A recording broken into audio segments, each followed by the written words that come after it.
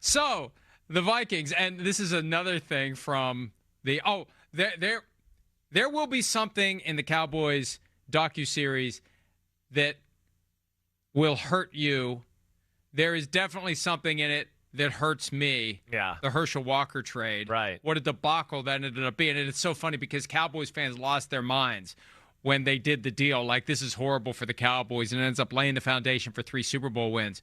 But the Vikings, again, in a move that hopefully goes better than the Walker acquisition from 1989, they're looking at trade options at the receiver position. And I kind of sense this coming because, Justin Jefferson's back at practice, hamstring, he seems to be fine. But Jordan Addison, who's been the favorite target of JJ McCarthy, both in practice and in games, they played together in one preseason contest. He's going to miss the first 3 games of the season due to his recent guilty plea to a lesser charge of DUI, but it's still enough to activate the mandatory 3-game suspension. Jalen Naylor is week to week with a hand injury. They need somebody. Right. And I don't know, really. I mean, this is part of the game we play in advance of the roster cut down. Do you trade for somebody who could be cut? Do you wait to see if he is cut?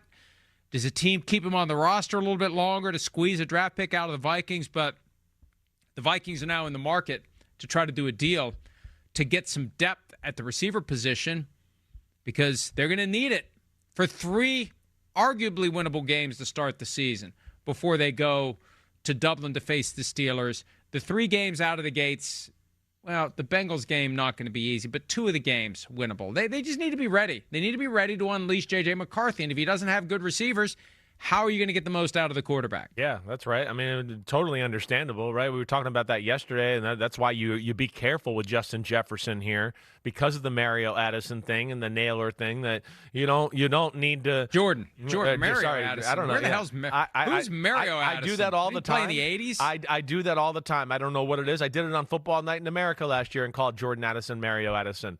I mean, I don't know what is in my brain that way, but without him, they got to be careful with Justin Jefferson. I know what's in your lungs, and certainly you got to be, you got to be concerned to get your offense overall all together there. Yeah, you want bodies that can make some plays, and we know Kevin O'Connell, the way he can throw the ball down the football field. I get it. Somebody will be out there. It's always hard to tell right now, and this is kind of, this was news that kind of broke as we were sitting here doing the show a little bit today, as far as them being active in the market here.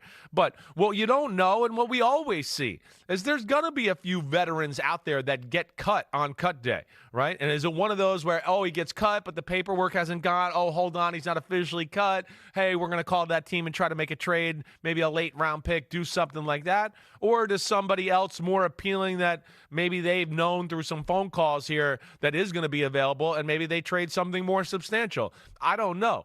But, again, there will be some guys out there, because what happens always true this time of the year is we see veteran guys and we think they're okay, but there might be some young guys that are doing really well behind the scenes that the team likes and go, wow, it's a cheaper option.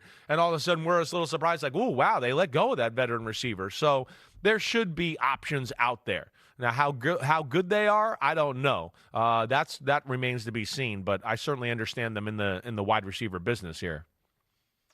Amari Cooper is the biggest name free agent. Trade targets include Allen Lazard, Mitchell Tinsley, and Adam Thielen. That would be something if the Vikings brought him home. He got his start as an undrafted, and I also think uninvited to the scouting combine, Mankato State product. And he played and starred for the Vikings for a number of years before signing with the Panthers as a free agent. That would be a great story. But you need somebody who knows the offense. It's not easy to plug and play a receiver. It could be overwhelming. So I think the older the guy, the more experienced the guy, the more familiarity he has with some of the players, with the offense, etc. For Adam Thielen, and I can't remember when he left the Vikings. I don't know if he had overlap with Kevin O'Connell. I don't think he did, but I'd have to check that. Yeah, at least you're coming back to a place where you're familiar and comfortable. Right. When did he leave? I thought he had 1 year. I thought he had 1 year with O'Connell.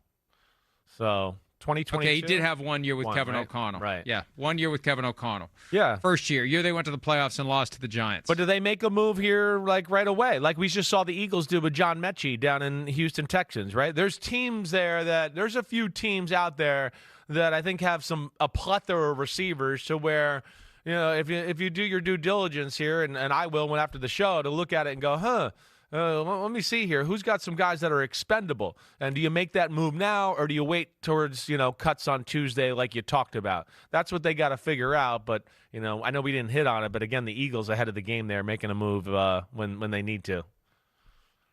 And one of the factors in a situation like this, there may be a guy out there they really liked in a draft that maybe it hasn't worked out wherever he is, and that could be a guy they try to pluck him. They don't tell the world, hey, these are the guys we like that we didn't draft. So that's one of the benefits of doing a full and complete workup prior to the draft. You keep that information for later in the guy's career, and that may help you draw or avoid whoever it is that you may be thinking about when the opportunity to trade comes up. Hi, it's Mike Florio. Thanks for watching PFT on YouTube. Hit subscribe for the latest news and analysis from Pro Football Talk.